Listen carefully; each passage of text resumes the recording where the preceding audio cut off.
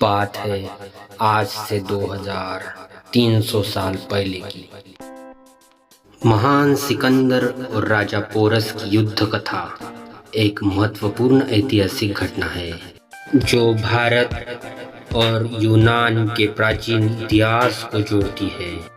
यह संघर्ष 327 ईसा पूर्व का है, जब यूनानी सम्राट सिकंदर ने भारतीय उपमहाद्वीप पर आक्रमण किया, जिसने अपने साम्राज्य का विस्तार पश्चिम से लेके भारत के उत्तर पश्चिमी हिस्से तक किया। सिकंदर भारत जीतने का सपना लेकर भारत की ओर बढ़ रहा था। उत्तर मैसेडोनिया से ग्रीस, तुर्की, Syria, Iraq, Egypt, Iran, Turkmenistan, Afghanistan, ये सब जीतकर भारत के उत्तर पश्चिमी हिस्से तक अपना विजय यात्रा करके आया था। उस टाइम दुनिया पर राज करने के लिए भारत पर राज करना बेहद जरूरी माना जाता था, क्योंकि भारत की कुल जीडीपी 30% थी और सभी जीते हुए साम्राज्य में से तुर्की से लेके अफगान तक भारत के सामने सब बौने साम्राज्य थे। हो सकता है इसीलिए सिकंदर भारत पर आक्रमण किया और वो भारत जीतना चाहता था। राजा पोरस का साम्राज्य एक शक्तिशाली साम्राज्य था जो कि आज के पंजाब क्षेत्र के पास आता है, जिसने सिकंदर की सेना को कड़ी चुनौती दी। यह युद्ध झेलम नदी के तट पर लड़ा गया, जिसे आधुनिक समय में चेनाब नदी के नाम से भी जाना जाता है।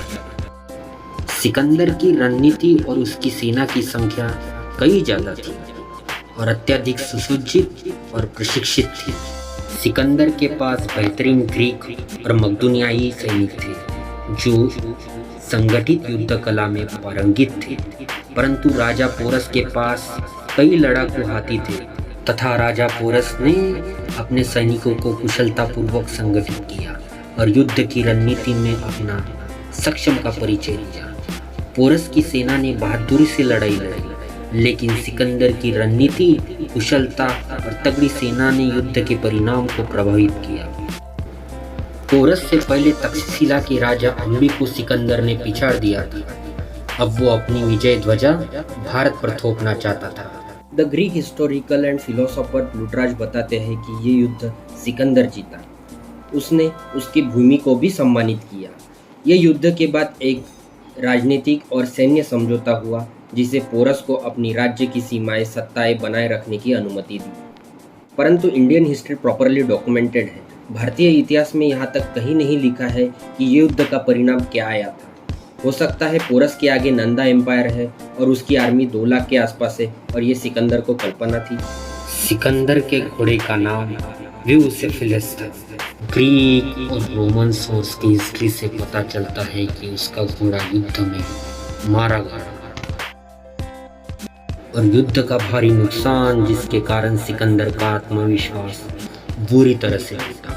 उसकी आर्मी वहां से वापस चली गई, परंतु एक अनुमान से यह पता लगा सकते हैं कि चंद्रगुप्त मौर्य ने नंदा राजवंश को खत्म करके वहां से मौर्य एम्पायर की स्थापना की। उसने आगे जाके आचार्य की सलाह से इंडो ग्रीक एम्पायर पर भारी अटैक किया, जो कि झेलम नदी के पास ही था। उस वक्त इंडो ग्रीक का राजा सेलुकस को हराकर चंद्रगुप्त मौर्य ने उनकी बेटी से विवाह किया और ये हिस्टोरिकल फैक्ट है। आखिरकार महान कहे जाने वाले सिकंदर का भारत जीतने का सपना ही रहा।